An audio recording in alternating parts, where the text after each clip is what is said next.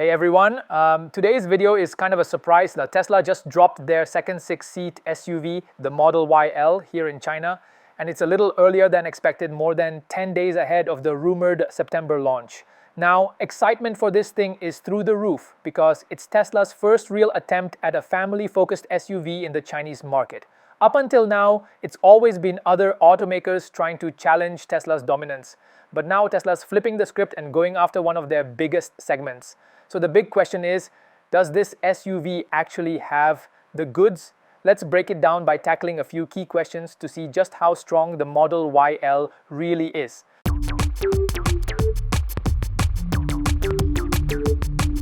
First question, how's the space inside? For reference, I'm 1.71 meters tall. With the driver's seat set to my normal position, I hopped into the second row. At a regular recline angle, I still had more than 10 centimeters of legroom and almost 20 centimeters of headroom.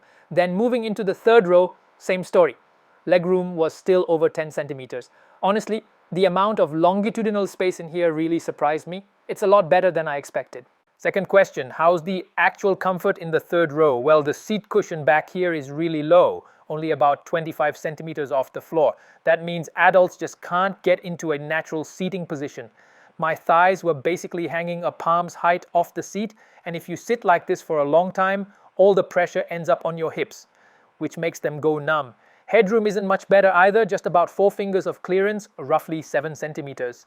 And keep in mind, the Model YL is priced at 339,000 RMB. At that level, you're cross-shopping with big SUVs like the Envo L90 or the Li Auto i8, both over 5 meters long, where adults can actually sit comfortably in the third row for long drives. If you want to compare, go check out my Envo L90 video, you'll see the difference.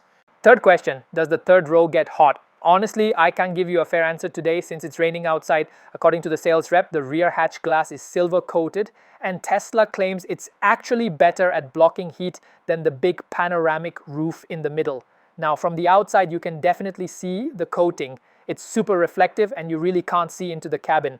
But sitting inside looking out, this rear glass feels a lot brighter than the panoramic roof, almost like the front windshield. So personally, I'm skeptical. I just don't buy that it blocks more heat than the roof panel. Fourth question, are the seats actually more comfortable than the 5-seat Model Y? And the answer is yes. All 3 rows feel softer than what you get in the standard version. The front 2 rows have adjustable headrests, the first row even has extendable cushions, and in the second row you get power adjustable armrests. All 3 rows come with heated seats, and the big win here is that the first 2 rows also have seat ventilation. For anyone living in a hot tropical climate, that's a lifesaver. The seat cushions in the first 2 rows are also at a really good height and length, giving solid support for my thighs, and up front you even get power lumbar adjustment. All 3 rows have power adjustable backrests, which is great, and both the second and third rows get their own B-pillar and C-pillar air vents to keep things comfortable.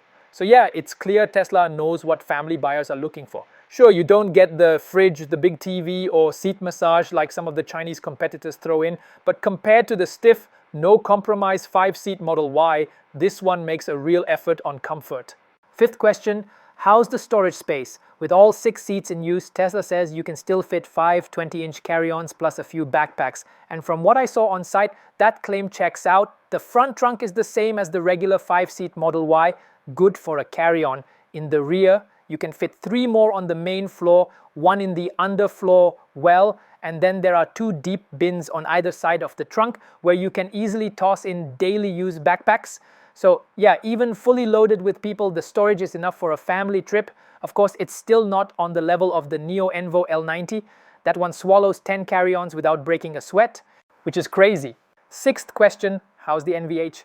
Well, since there aren't any test drive cars available in the country yet, I can't really comment on how it performs dynamically, but statically it's absolutely excellent. Standing outside, people were talking right next to the car, and from inside I couldn't hear a thing. This is exactly how it sounded on site. No sound editing, you can hear it for yourself.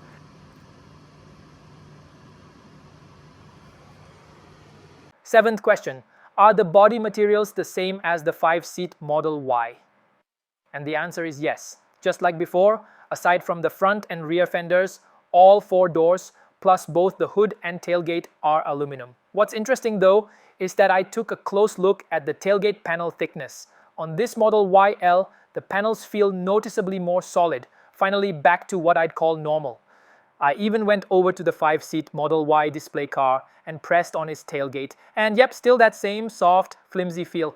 Not sure if you can see it clearly through the camera, but the difference is obvious in person. 8th question.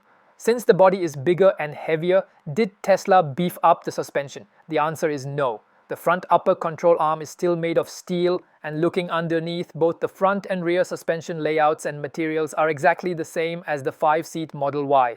The one upgrade is the addition of CDC adaptive dampers. That should help ride comfort a bit, which makes sense for a car aimed more at family use.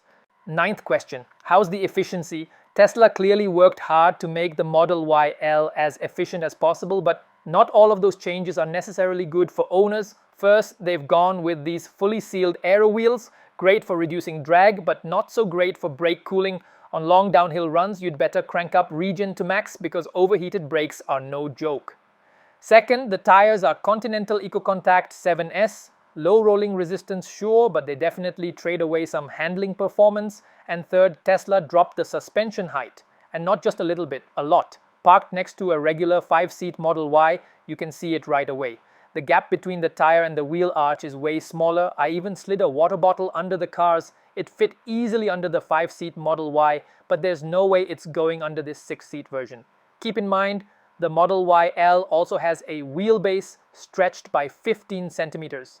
Combine that extra length with the much lower ride height and your ramp angles get smaller. Load it up with 6 passengers and the body squats even more. So if you're headed out on a trip and come across rough roads, you'll really want to pay attention. Hit the battery pack and you're in big trouble. There are a few other upgrades here too. The infotainment screen grows from 15.4 to 16 inches. The dual wireless charging pads are now fan-cooled, 50-watt fast chargers, and voice commands can finally be triggered with a wake word. But here's the real issue. The third row is just not comfortable, and it skips features Chinese buyers now expect. No air suspension, no fridge, no big TV, no seat massage, no zero-gravity seats, and no onboard 220-volt outlet. All of that makes this feel like a product from 4 years ago. If it had launched in 2021, this thing would have been a knockout. But today, if I had to swap out my Li Auto L9 for a pure electric 6-seat SUV, this wouldn't be my pick. Outside of China though, it's a totally different story. Against something like a Toyota Highlander or other mid-size family SUVs, the Model Y L suddenly looks really strong. At this size, both the passenger space and the storage volume are clear advantages. Alright, that's gonna wrap it up for this video. If you found it helpful, don't forget to like, subscribe and share, and I'll catch you in the next one.